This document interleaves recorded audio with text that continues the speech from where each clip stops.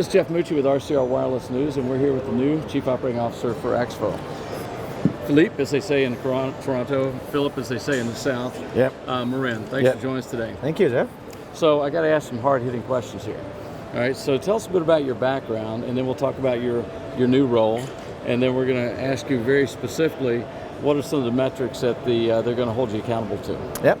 So just joined EXFO in November. So it's been 100 days, and they always say the first 100 days is the fun ones, and then as you get to the next 100 days, then you kind of discover things. I would tell you it's been great even in the next 100 days. So come from Ciena, right, where I was there for 5 years before, and then before that Nortel.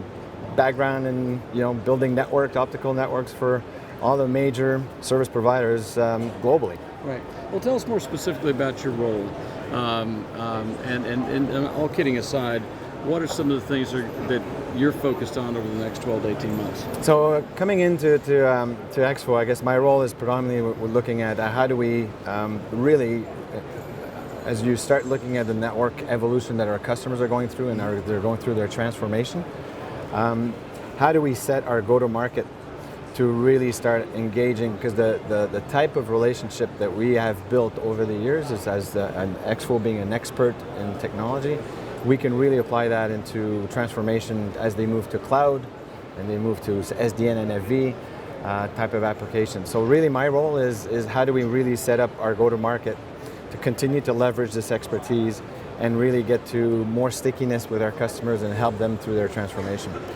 The other task I would say that's also important is how do we have an amazing story to tell, and I think we got to find a way to elevate the EXFO messaging out to the market so that people understand that we're more than just a test and measurement company, but we're also into solutions like services assurance and analytics, and really bringing that understanding of our portfolio to the market.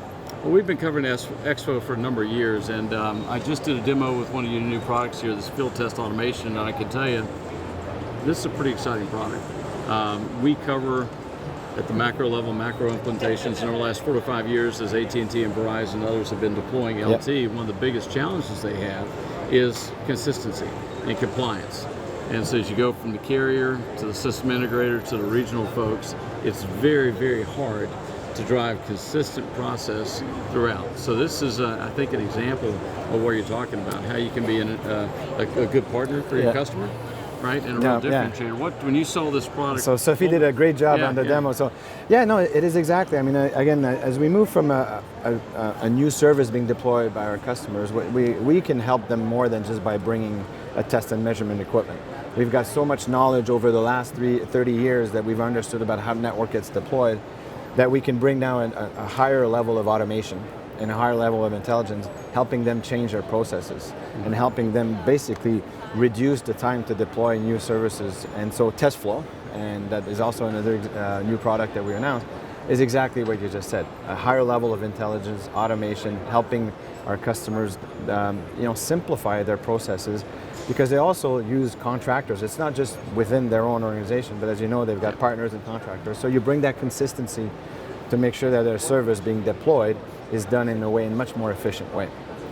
And then we're seeing that the same, like you give the example, being here at Mobile World Congress, you go back 2 or 3 years ago, everybody was talking about voice over LTE. Well, now they've gone into that deployment, and what we've realized, it's not as simple as people thought. Yeah.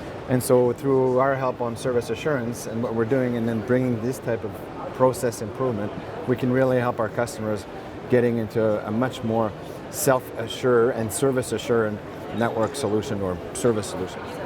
Again, this is going to streamline small cell implementation, because it's one thing to do a macro implementation, it's a whole other thing to do thousands of small cell densification efforts. Let's talk a minute about NFV and SDN. People were talking about NFV for the past year. What we've heard here at this show is that carriers are actually starting to open up their wallets and spend money on NFV implementations.